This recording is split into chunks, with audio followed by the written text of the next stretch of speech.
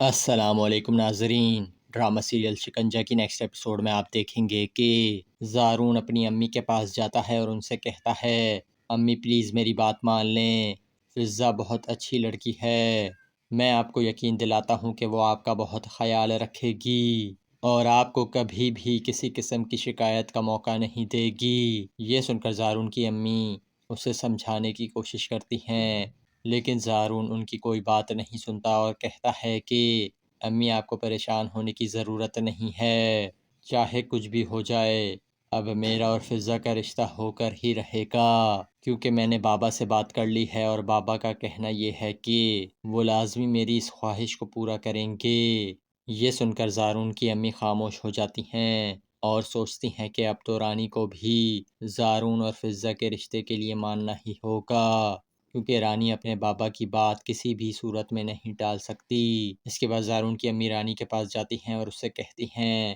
رانی ہم بہت جلد تمہارے گھر فضا کا رشتہ لے کر آنے والے ہیں۔ یہ سن کر رانی کہتی ہے امی کیا ہو گیا ہے آپ کو؟ کیا آپ بھی زارون کی باتوں میں آ گئی ہیں؟ آپ نے تو مجھ سے کہا تھا کہ آپ خود نہیں چاہتی کہ زارون اور فضا کی شادی ہو، تو پھر اب ایسا کیا ہو گیا ہے جو آپ اس رشتے کے لیے مان گئی ہیں؟ یہ سن کر رانی کی امی کہتی ہیں بیٹا یہ فیصلہ میرا نہیں ہے بلکہ تمہارے بابا کا ہے، اور تم تو یہ بات بہت اچھی طرح سے جانتی ہو کہ جب تمہارے بابا کوئی فیصلہ کر لیتے ہیں تو وہ پتھر کی لکیر ہو جاتا ہے۔ ناظرین اپنی امی کی بات سن کر تو رانی بہت زیادہ پریشان ہو جاتی ہے اور یہاں اس قسط کا اختتام ہو جاتا ہے۔